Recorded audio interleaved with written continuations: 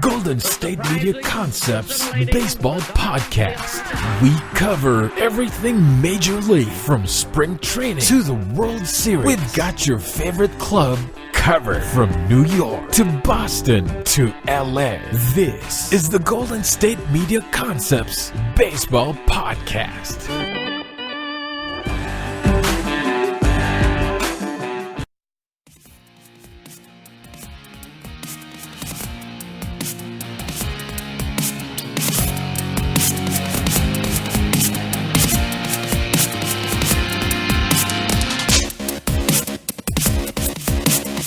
What is up? Welcome in the GSMC Baseball Podcast on a Wednesday. Today here, the post All-Star Game edition of this baseball podcast here for you guys, as we are going to dive into what we saw from our nation's capital in Washington, D.C.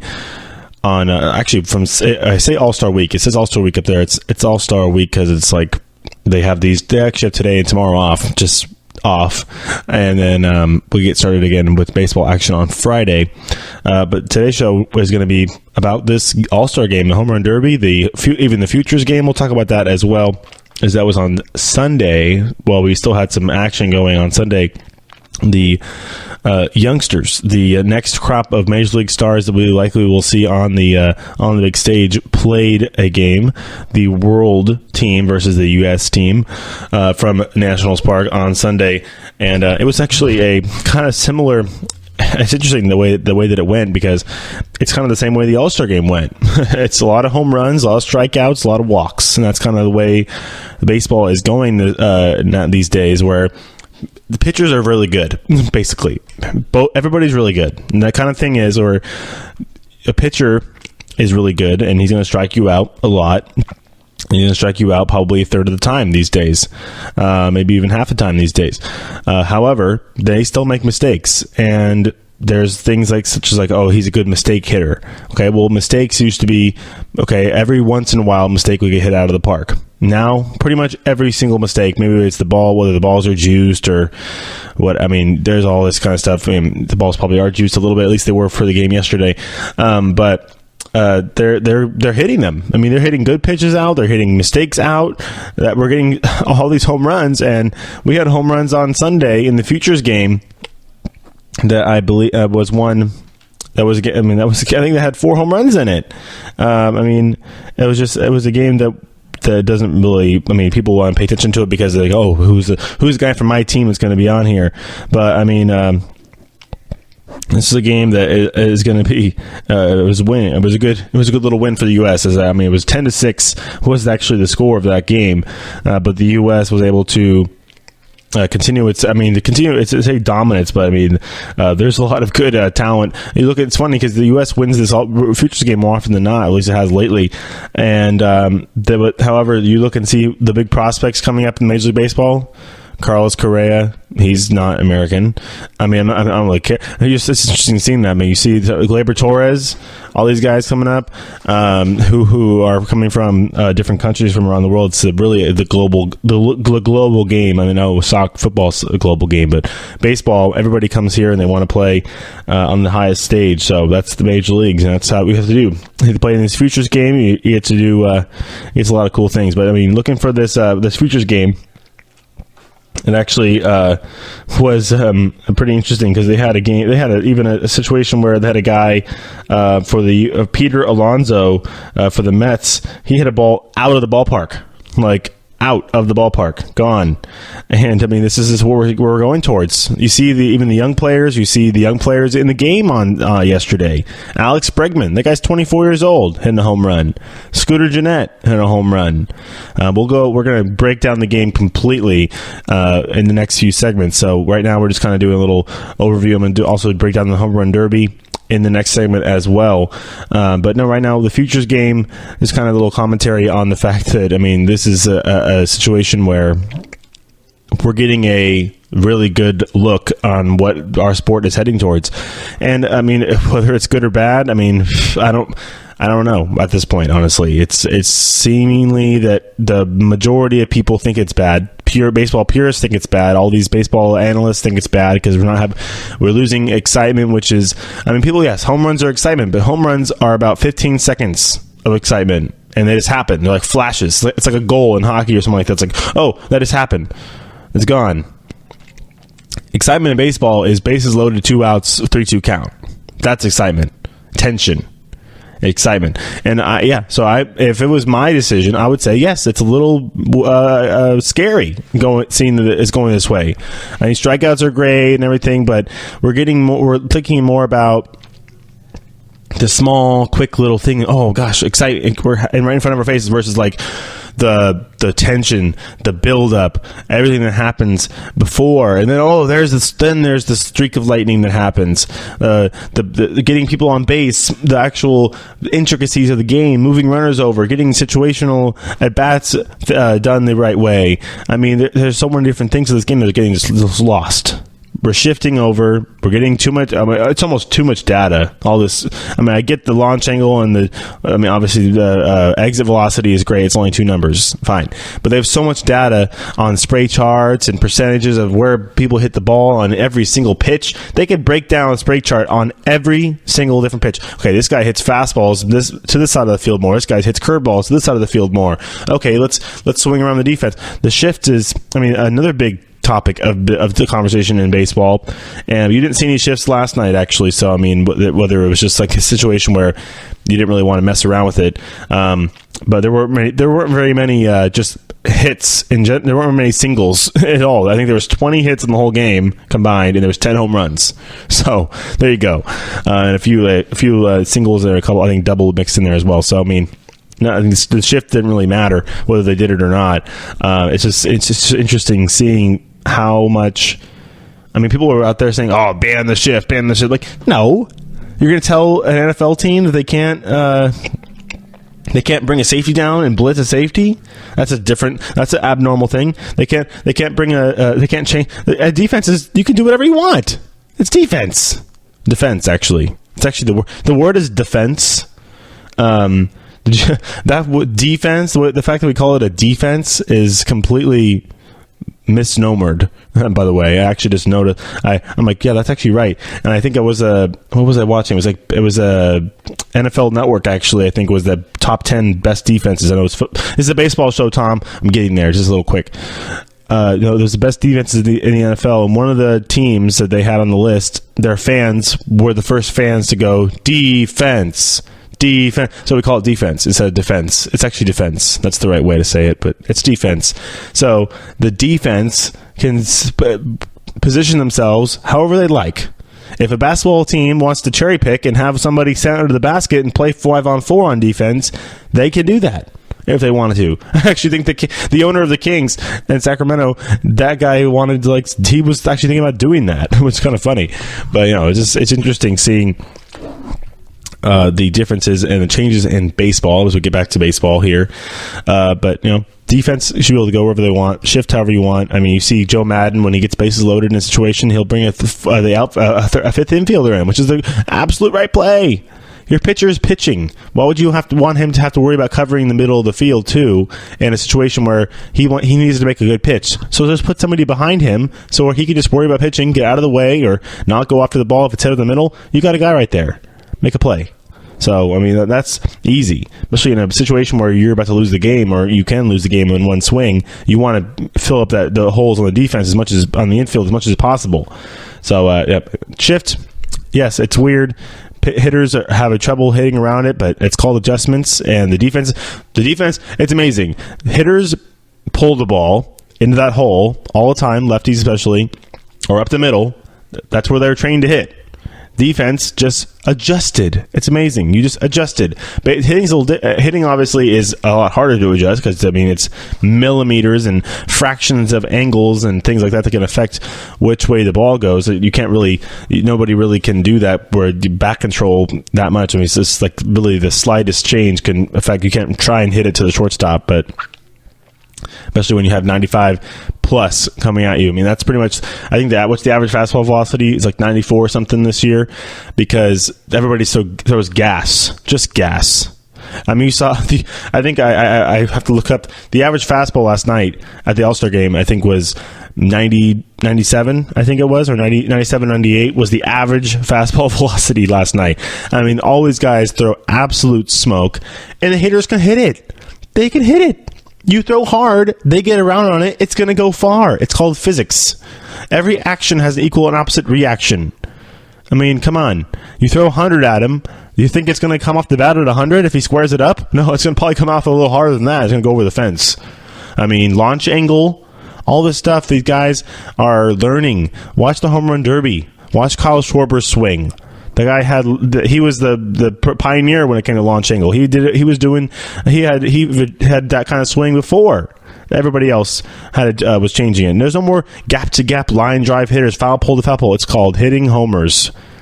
Hitting homers. Go look at Yankee Stadium. Why do you think they really fought to get that stadium the same distance as it was in the old stadium? Oh, nostalgia, historic. No. We want to build our team to hit homers, and we want to have a short porch and right. We will figure it out. I mean, yeah, it's come back to bite him, I think, once, I think, against the Cubs.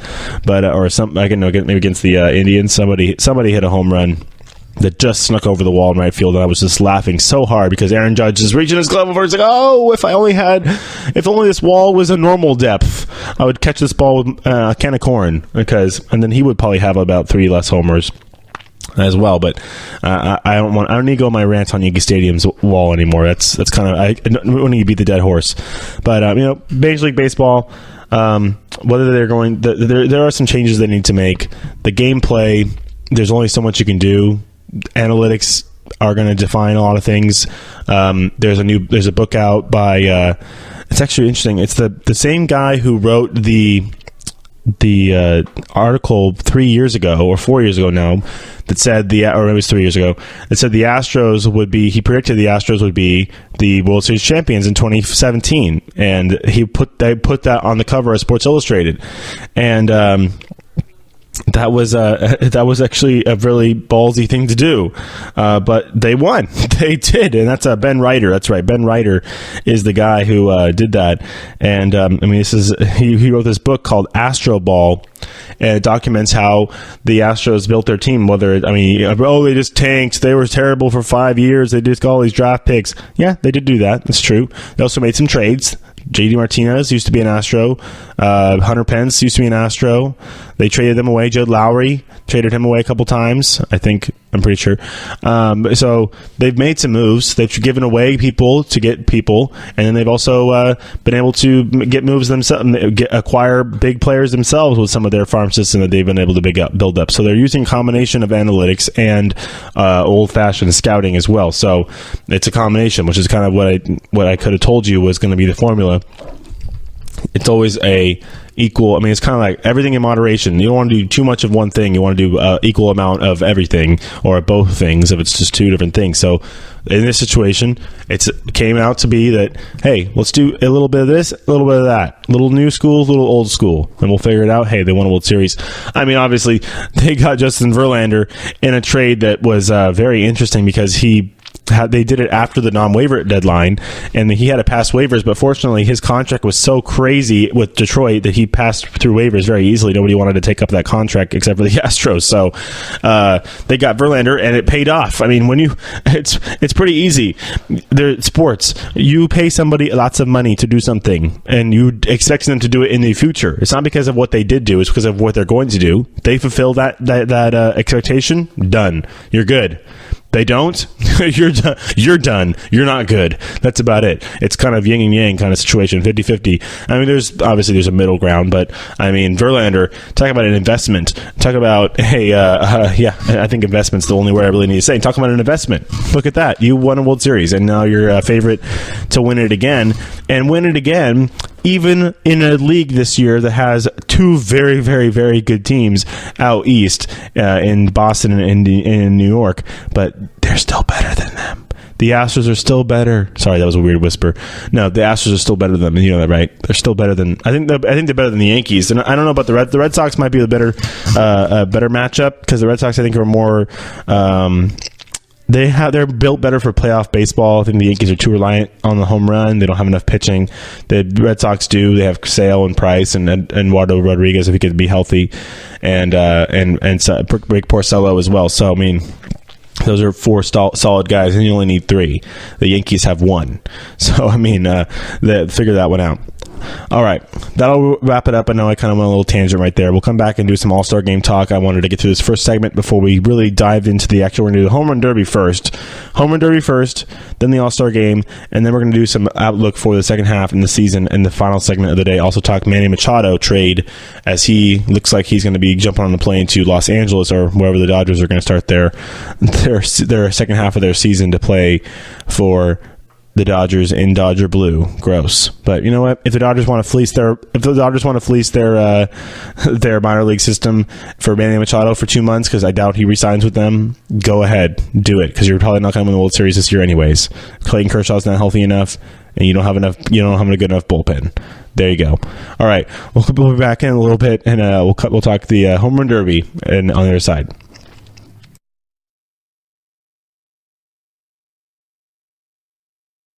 This is your ultimate stop for everything sports. The Golden State Media Concepts Sports Podcast. Should I say more? From the NFL, MLB, the NBA to MMA, it's all in here. The Golden State Media Concepts Sports Podcast.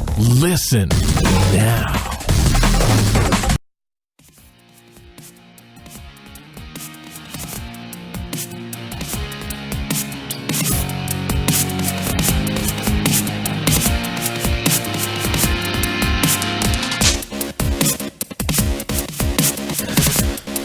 All right, welcome back to GSMC Baseball Podcast on a Wednesday today here, as we are going to go over the Home Run Derby.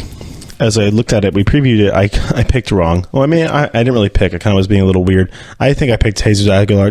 I picked Aguilar, didn't I?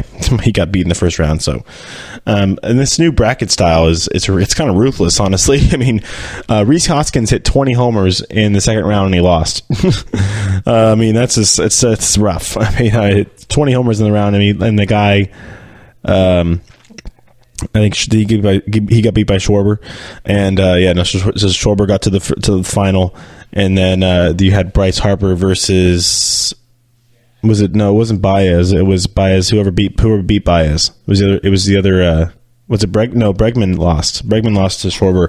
Bregman lost to Schwarber by like one homer. And he didn't hit. That's why you get the 30-second bonus. A 30-second bonus is clutch. You got to hit the far ones. The two far ones get you the 30-second bonus. And Schwarber was doing that easily. So was Harper. And he got I think he got like 3 extra homers, or at least 1 or 2, with the 30-second bonus. And that's how much he beat Bregman by.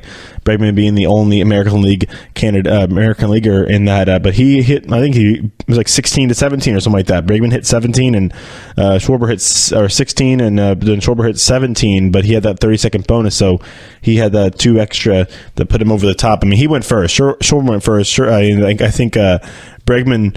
Had all the Astros, because obviously the Astros had a very nice contingency of players at the All-Star game this year. And they had Justin Verlander on Facebook Live, and Instagram Live, and he was just live streaming the Home Run Derby literally on his phone, on his Instagram account, and the clock was ticking down. I mean, it's pretty fun drama, honestly. Clock's ticking down, you're fighting against it. Pitcher's got to throw strikes. Bregman's trying to hit a homer, and he hits one off the wall, and like with 1 second to go, and that was it. And he could have tied him up. Would have been like, I think, a 30-second swing off or something like that to determine the winner, but didn't come to that, as Schwarber was able to take the first round matchup against Alex Bregman. Rhys Hoskins, who has been in home run derbies before in Double-A, beat Jesus Aguilar. He came out first. He was the first one to hit the whole day, and he hit like 18, I think, or 16 jacks in that first round. Aguilar only could do 12, so that was over. And then you had the Schwarber and the Bregman matchup, and then it was Baez against Max Muncy. That's right. Max Muncy beat Baez by like 1, I think. It was like same kind of thing, 16 to 17 or something like that. Max Muncy, that guy's got what a swing. I mean, he retooled his swing as a A's player, drafted him, and they released him, and the Dodgers pick him up, and he has 22 homers in the year. 22 homers before the All-Star break, and he also hits a homer like every 10 at-bats, which is close to the same pace that Hank Aaron and Babe Ruth would hit home runs. Just FYI. I mean, just the guy, he's the fastest person at 20 home runs based off of at-bats in Dodgers franchise history. So, I mean, the guy's got a nice little swing. He's in a good groove right now. The Dodgers seem to find what's that, 4 years in a row? They've had a person in the home run derby like 6 out of the last 7 years. Nobody's won, but too bad. But I mean, it's just they've had Puig in the home run derby. I think Seager was in the home run derby. Bellinger, Jock Peterson, were all in the home run derby. Now you get Max Muncy in there. It just seems like every year they find a young player that is going to turn it on. And now it looks like they're going to get another very solid, but experienced, but also still young. Manny Machado still is experienced, but still young player in the MLB. But he'll be likely headed. I think they still haven't announced it officially yet, but he likely is headed to LA, and we'll see how much the Dodgers have to give up for him, because I really hope they give up the whole house. Like just give it all away. If they're going to get him. As a Giants fan, I'm like, whatever, they're going to get him, and they're probably not going to keep him for next year. He's going to go back to the American League next year, unless the only scary thing is that what if they go on a crazy run, they don't win, and he loves the team. We'll get to we're going to get to this. This is basically what we were talking about last segment. Loves the team and then wants to stay. Okay, we're done with Manny Machado. We're not going to go on that tangent. Home run derby. Max Muncy beats Javier Baez. Gets to the second round against Harper. That guy could turn it on. They're swinging hard. They're swinging really hard. And even when the BP, they scoot it up. They're probably throwing from about 40 feet, and they're throwing probably about 70 from 40 feet. And that'll be probably equivalent, not quite equivalent, but it's, the timing is similar. And they get the same exit velocity and everything that they would in the normal game. And they were showing the exit. That's the cool thing about ESPN this year, is they had a separate channel that showed the exit velocity, and it was more of like an analytics look at it, like exit velocity and launch angle of every homer that was hit on Monday night. So that was pretty cool, and you could see that they weren't slouches. I mean, there's like 105 miles an hour off the bat, 105 miles an hour off the bat. It's like right there in that same slot, because I mean, It was a warm night. It was a thick air night and a thick air, humid, warm night in DC on Monday and Tuesday, and there were some bombs. I think there was only a couple that actually got way up in the top of the bleachers, but I mean, there were some good shots. I mean, Alex Bregman, it may have actually came back to bite him that he won. I mean, maybe that's the only way he hit 16 homers, is hitting the line drives and getting a bunch of them quickly, because I mean, you can't. The pitcher can't throw the next pitch until the ball lands, whether it's in the stands or it's on the field. He can't throw the next pitch. So Bregman's like, I'm going to hit a bunch of line drives and get as many pitches as many pitches as I can. But then when you do that, you don't hit the long ball, the long ones. I mean, he probably said he can't hit it 440 anyways. The guy's like 5'10", by the way. So, I mean, 5'11". He's not a very big guy, but he's the Bulldog. They call him the Bulldog, as he did play well, and obviously we'll talk about him in a moment again here when we get to the end of the segment, when we talk about the All-Star game, actually. But he came up short in the home run derby because of that extra time given to Schwarber, where he was able to hit more home runs. So Schwarber against Hoskins hit 20 homers in the second round. Schwarber beat him by 1. He hit 21 in that round, which was pretty crazy. And then Harper took care of Max Muncy, but can't remember the score exactly of that round, because it wasn't as impressive as the other one. I think Harper took care of him with still like 30 seconds left on the clock. So that was Kyle Schwarber versus Harper in the final, and this is where it got really interesting. I mean, if you didn't watch it, go look at the highlights. This is some crazy stuff. I mean, hitting. You guys say, they're just throwing lollipops up to him. They can do as many times as they. No, it's not. No. They don't practice this. Number one. Freddie Freeman said he hadn't hit a home run in batting practice in 3 years, which I think is a little far-fetched, but they don't try to hit homers all the time in batting practice. They work on their swing. They work on line drives. They work on other things. Situational hitting, they still work on it, even though it's kind of not the direction the game's going. But you have to work on it, of course. I mean, they're professionals. It's their job. But no, this is the situation where they have 4 minutes to do this, and they have one timeout. You can see some of these guys, they're just like, okay, this is swing for a minute and a half, and they're like, oh, I'm tired. Okay, take a break for a second here. Because in batting practice, which they do every day, I know, they're in the cage for probably about 30 seconds, and then they move. They get out of the cage, and the next guy comes in, and they rotate. They have a group of about 4 or 5 guys, and they all each do like little 30-second 5 pitches or whatever it is, 30 seconds, and you're out. You rotate, and you come back in later. So I mean, it's a pretty amazing feat to see what you can do. I mean, Bryce Harper, that guy, strong man. I mean, he's got some of the most violent, complicated, complex swings. I mean, so look at Bryce Harper's swing. It's crazy because you had Javier Baez in there. We had some of the most interesting swings in Major League Baseball in the Home Run Derby, and they're all power swings, obviously. But you have Javier Baez, whose hands are just all over the place. He keeps his foot up in the air for so long. There's a name for it. I can't remember what they call his swing. And then you have Schwarber, who's kind of similar, has a big leg kick, and hands are really moving. They go kind of up and down the whole during it, and he gets him into that position where he fires him. And then you have guys like Max Muncy, where his hands are, and Rhys Hoskins, where his hand position is the same.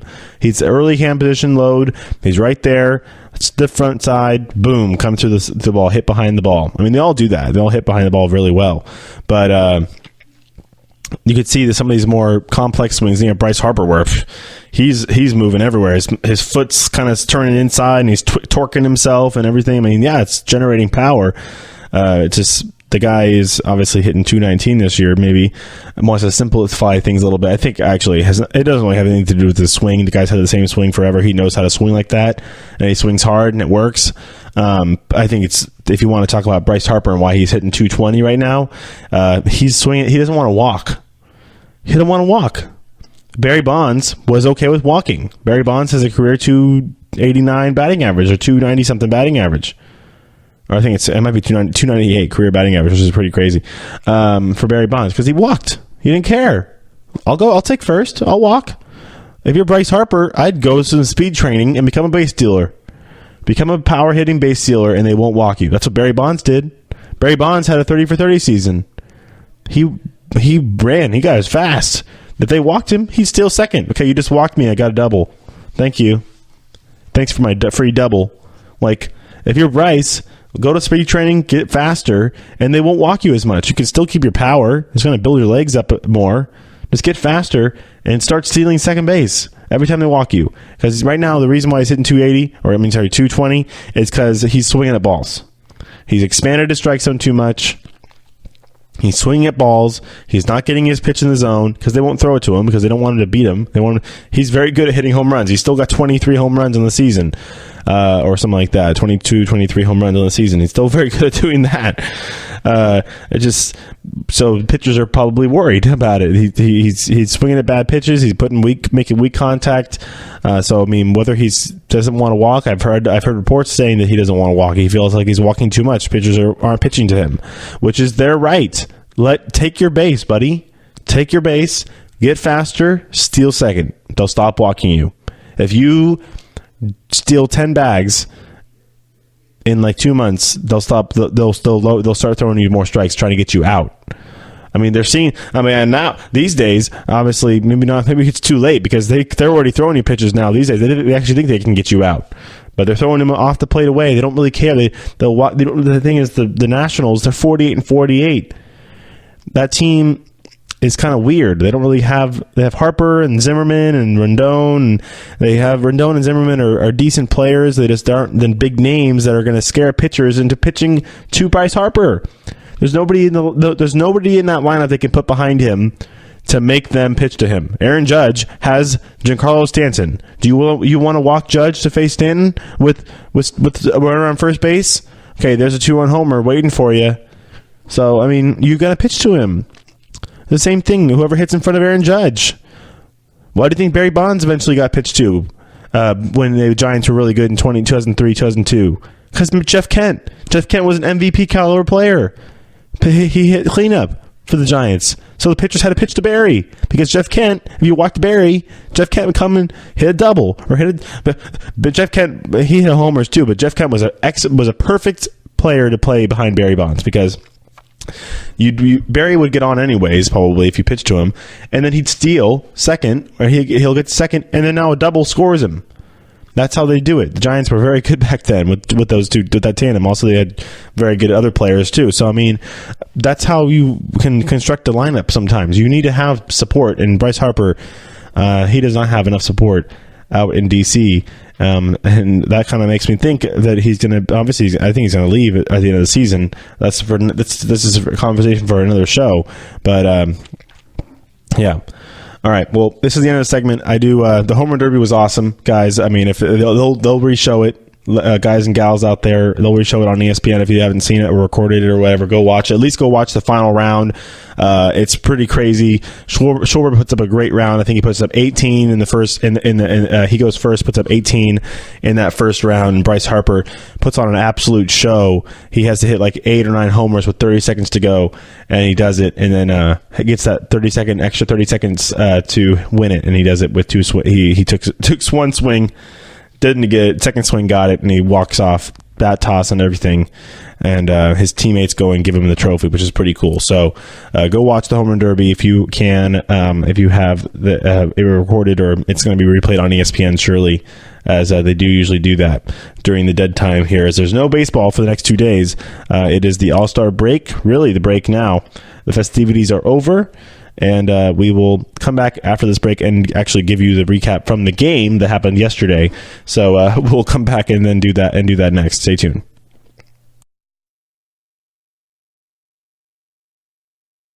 Tired of searching the vast jungle of podcasts? Now listen close and hear this out. There's a podcast network that covers just about everything that you've been searching. Hey! The Golden State Media Concepts Podcast Network is here. Nothing less than a podcast bliss with endless hours of podcast coverage. From news, sports, music, fashion, cooking, entertainment, fantasy, football, and so much more. So stop lurking around and go straight out to the Golden State Media Concepts Podcast Network. Guaranteed to fill that podcast itch. Whatever it may be. Visit us at www.gsmcpodcast.com. Follow us on Facebook and Twitter, and download us on iTunes, SoundCloud, and Google Play.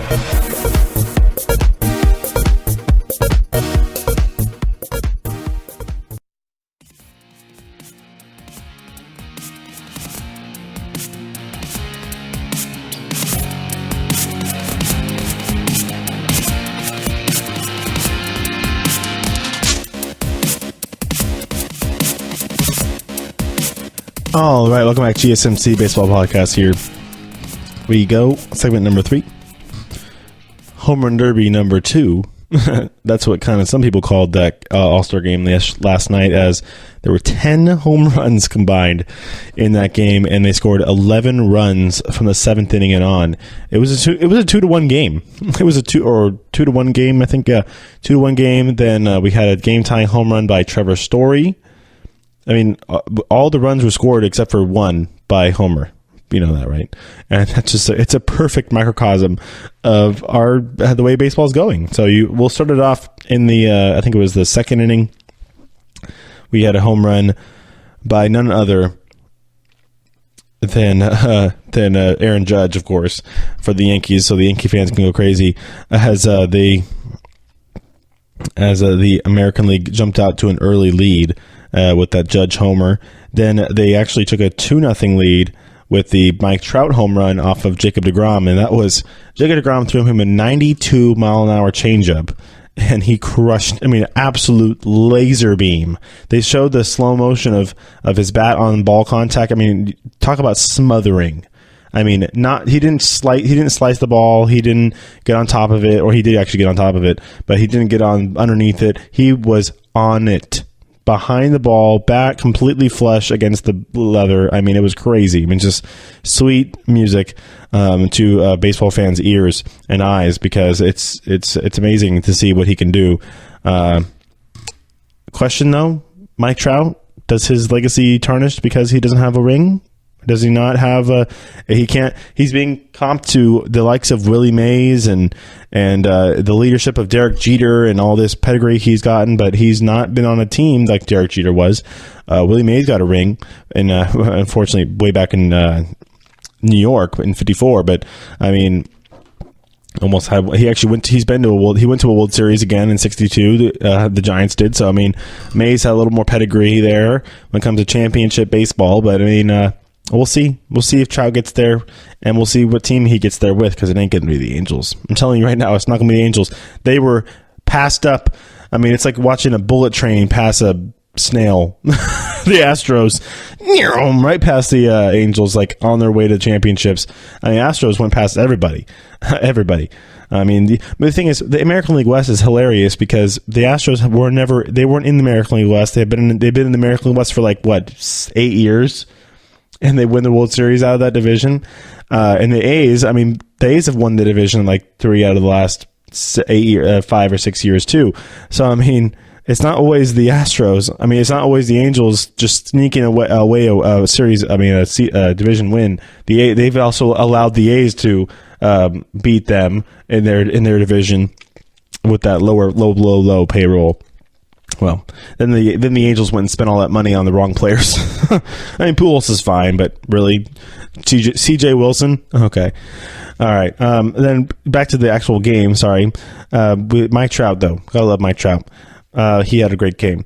As you had then after him a home run by Wilson Contreras, actually, who wasn't even supposed to start this. Well, what do you mean? That's the other catcher, American League.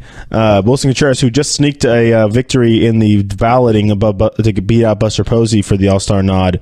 And he got the start at catcher, and he had a home run off of Blake Snell, who actually got in the game after... Well, I'm trying to think of the word here because it was just so silly that he didn't get on the team to begin with. But mercifully was placed on this team due to injuries to other players, which is silly, or players just being unavailable because they pitched on Sunday.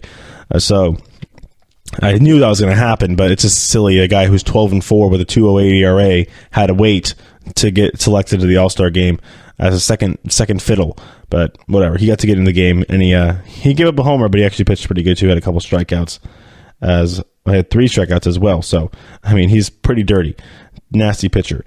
It was 2-1 all throughout the game. Actually, the pitching really shored itself up until the 7th inning when Charlie Morton gave up a home run to Trevor Story.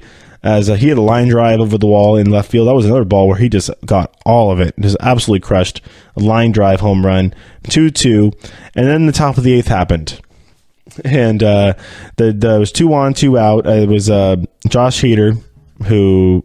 are we going to talk about that? I mean, we can mention it in the next segment. We'll talk about the Josh Hader situation a little bit, and how social media is difficult to navigate sometimes, and it can be fickle bee, and it's unfortunate how things happen, and it's unfortunate that we find things out about people, but we'll come back to that. He gave up a home run to Gene Segura, who won the final vote for the American League, a 3-run homer actually to make it 5-2. No, I'm thinking it's over.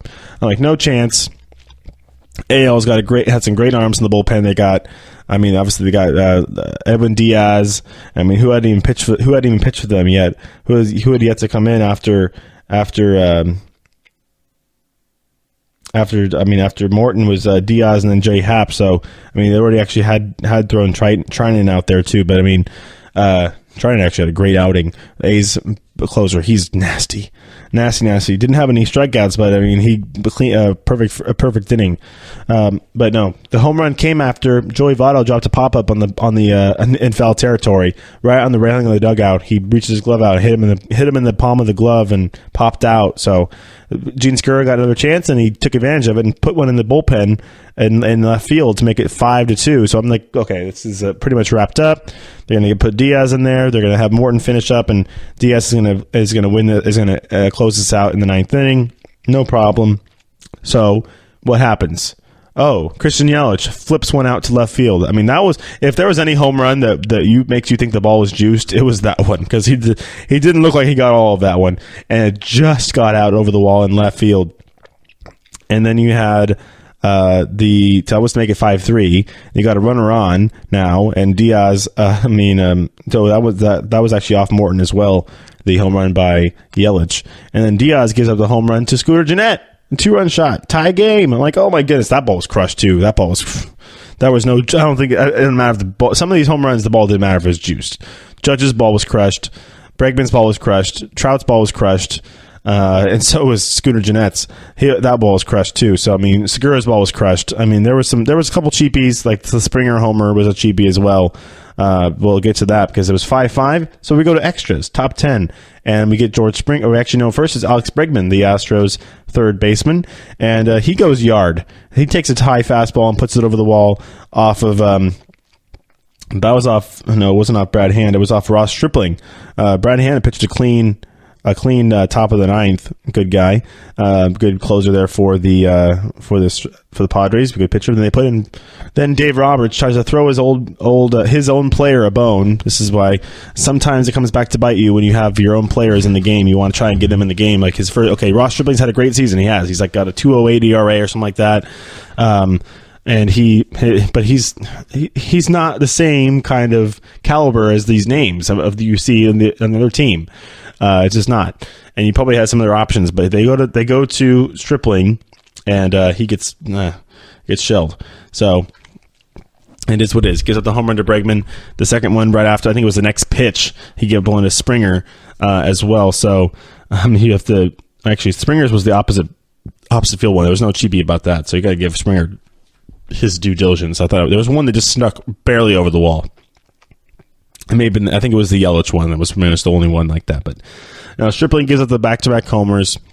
That makes it 6, I think. Or no, it makes it 8-5. And then of course another red. You got to hand it to the Reds. The Reds are in the cellar of the NL Central, but they have played some good ball lately, and they have some good players. And they had some players. Honestly, they had 3 players in this game. 3 players. Eugenio Suarez, Scooter Gennett, and Joey Votto all played in this game, and they all got on base. 2 of them hit homers. I mean, I think I don't know if Suarez had a walk or a hit, but I mean, he got on base, and he had a walk.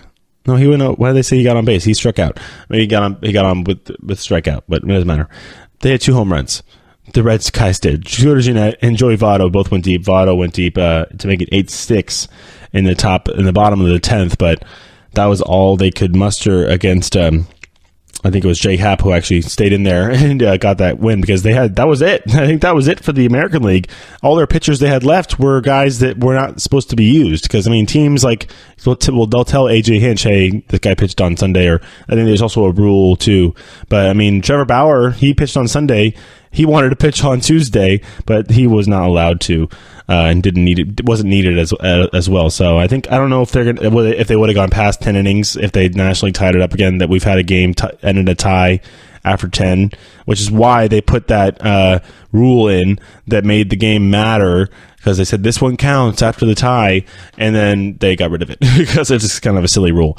But it's all right. This is a game now that is more of a fun kind of thing where players can go out there with everybody had their phone on them. Manny Machado taking pictures with his future teammate, likely in LA, Matt Kemp, and it's great moments. I mean, you see, I think they do it during the in between innings in the beginning of the game. MasterCard's a great sponsor for baseball, Major League Baseball, and they also partner with Stand Up to Cancer to have their placard moment. So everybody in the stands and all the players and everybody has a placard, and they fill out, I stand up for whatever's cause it is, a person that you, a loved one, a friend. I think you had some of the players putting the children's hospitals, St. Jude's. I mean, it's a great community effect of that whole entire stadium. Just going up there, and you can go look up the Stand Up to Cancer Instagram page and see how appreciative, obviously, that organization is for their partnership. I think it was their 10-year anniversary with Major League Baseball, partnering with them, as it's been a really cool, really cool way to get awareness out there. I know MasterCard's been a part of Stand Up to Cancer for a long time. They've had a lot of commercials with celebrities and getting awareness out there. As this is a very, very one of the better cancer research programs, and they do some really, really good work as we're trying to beat and stand up to cancer as always. So got to hand it to Major League Baseball. It was a great show. It was fun to watch. I mean, after the smoke finally cleared, a home run derby on Monday it started kind of interestingly because we had a bunch of fireworks fired off before the Star Spangled Banner was sang on Monday night. And it was all foggy. The smoke wouldn't leave the field, and they finally got it cleared. It finally was cleared out. I guess they got a gust of wind or something, but it was pretty. I'm like, is this going to clear? Are we actually going to hit? Like, what's going on here? And then it ended up being a very, very fun festivities in DC. Next year, it'll be in Cleveland, Ohio, at Progressive Field, the home of the Cleveland Indians. Back to the American League. It hasn't been at an American League park in quite some time, actually. So we had, I think it's 4 years in a row, we had a National League park, which is very rare because it usually alternates. So we had, I think it started at San Diego, then went to Cincinnati. Last year we were in Miami, and then this year in DC, and then finally back to an American League park in Cleveland. And then I think, did they announce 2019? I'll look that up, or 2020. I'll look that up, and I'll give that to you guys. I'm going to put my hot guess out there is going to be Atlanta, because they got a new stadium. So I'm going to guess Atlanta, but maybe they'll go American League, and and we'll see what they decide. I don't know if is there maybe Houston. I don't know. Houston wouldn't be bad, or Seattle. Seattle was in 2000 I think was the last time it was in Seattle. So we'll look at that, and we'll come back and talk Machado. Also, outlook for this second. Well, it's not really. It's kind of the last third of the season. I mean, maybe the last.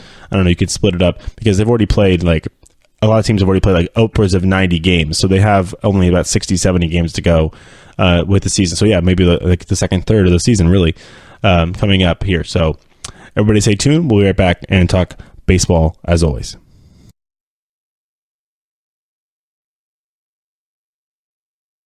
Want to know the latest in soccer? Then listen to the Golden State Media Concepts Soccer Podcast. From MLS, the World Cup, and the Premier League, we've got you covered. The latest updates, the hottest matches, and news on the league's top players. It's the Golden State Media Concepts Soccer Podcast. David Beckham scores the goal to take England all the way to the World Cup finals.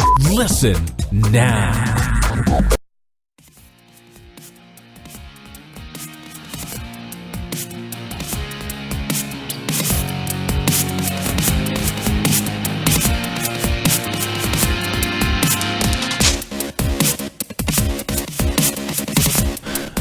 All right, welcome back. Final segment of the day today here, as we are going to talk a little bit about the outlook for the season. I did look up the All-Star game for 2020, and I was severely disappointed. Severely. The 2020 All-Star game is going to be at Dodger frickin' Stadium. Ugh. Really? What happened to the whole new stadiums get All-Star games, not the oldest stadium? Ugh, whatever. They wanted to go to LA. If you're going to go to, when the thing is, they had it at Angel Stadium 6 or 7 years ago, so they can't go back there that quickly. And they probably want to just get back to this whole alternating thing. All right.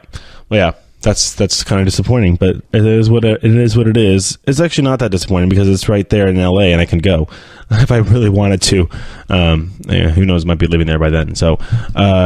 As it goes here on the show, Manny Machado is the talk of the town, is the talk of the baseball world right now, because he is likely going to get on a plane to wherever the Dodgers open up their second half of the season. Whether it's going to be at home, everybody's like, his final game in an Orioles uniform is going to be in an All-Star game, and they're like, oh, fortunately, it's actually close to Baltimore. It's in Washington, D.C. I'm like, yeah, it's a great consolation. But yeah, so he'll be flying likely to looks like Milwaukee, as the Dodgers will be opening against the Brewers on Friday. We'll be going over the games for the weekend on the Friday show, as I'll have time to do that as well. And we'll talk about some stuff as we look out and try and what's going on here in Major League Baseball and which way our game is going to be going, and some more trades. Obviously, that's what we're going to be doing on Friday before I preview the games for the weekend. We'll be doing a trade deadline special, as that's kind of the next thing to talk about here is who's going to go where, who's making moves, who's a buyer, who's a seller.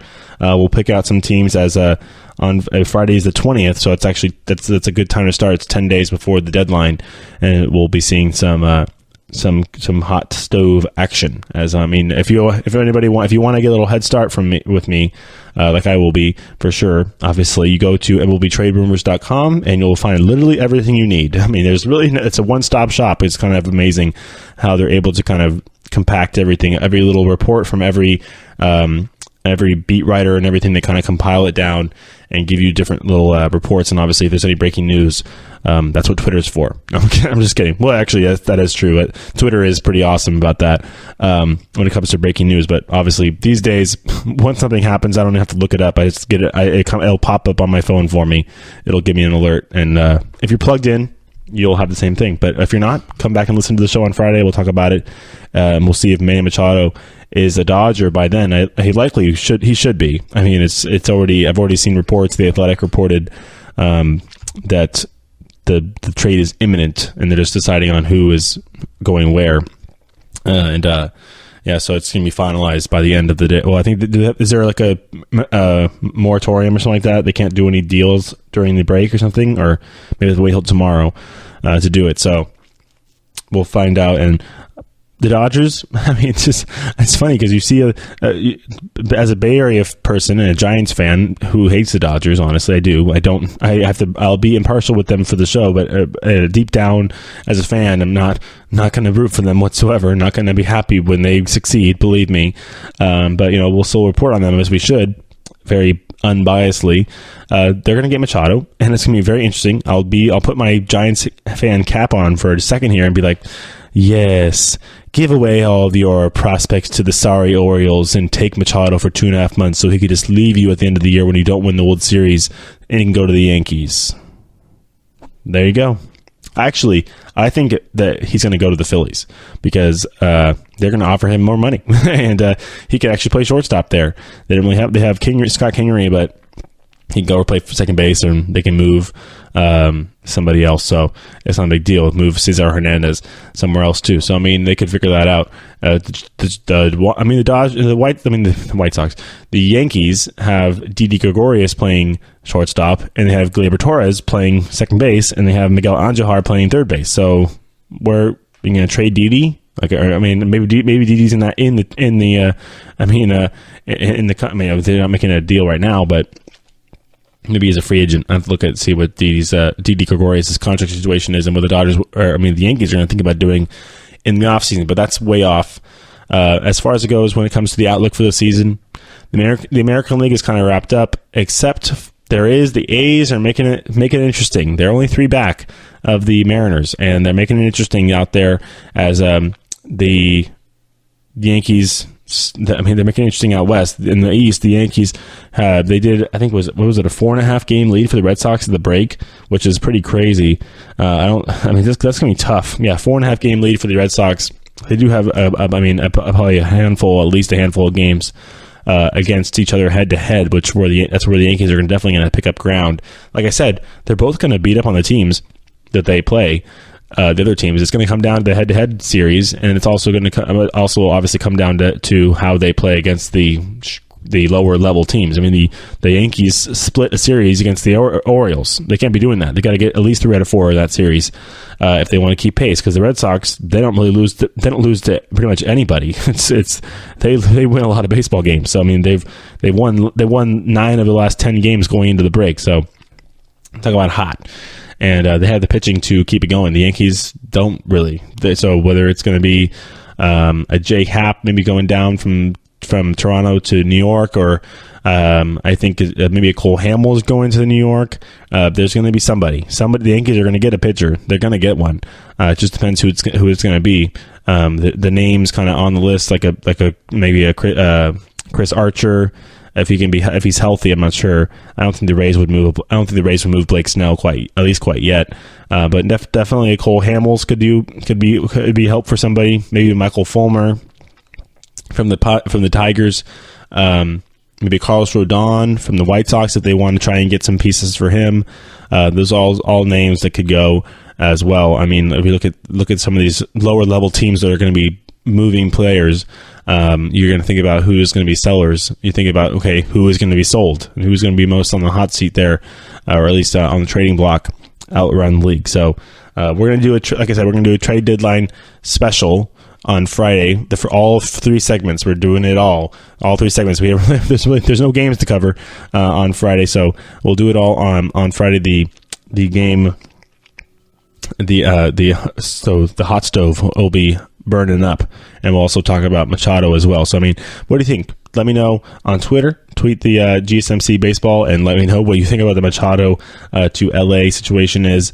We're going to cut it right here as we're going to come back on Friday and really go deep into the trade deadline and everything that's going to be going on in the next 10 days or so. By Friday, it'll be about 11 days to figure it out, who's going to go where and what deals will be made, at least in the non-waiver trade deadline.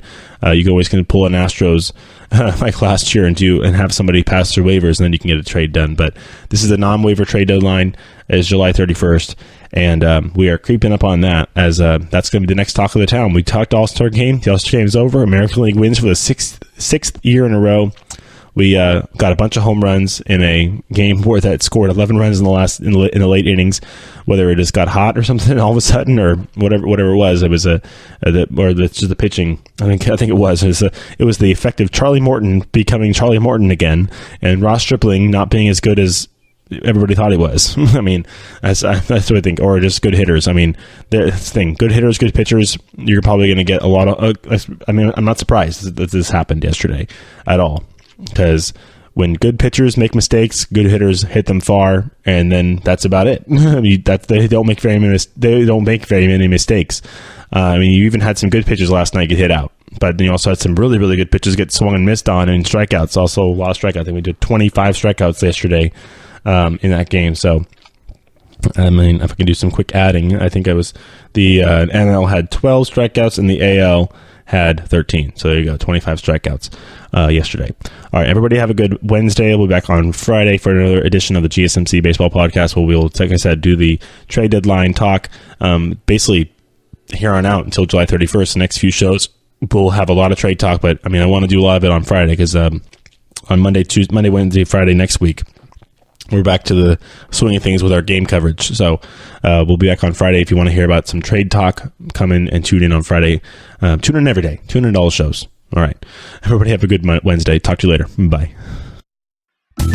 You've been listening to the Golden State Media Concepts Baseball Podcast, part of the Golden State Media Concepts Podcast Network. You can find this show and others like it at www.gsmcpodcast.com. Download our podcast on iTunes, Stitcher, SoundCloud, and Google Play. Just type in GSMC to find all the shows from the Golden State Media Concepts Podcast Network, from movies to music, from sports to entertainment, and even weird news. You can also follow us on Twitter and on Facebook. Thank you, and we hope you have enjoyed today's program.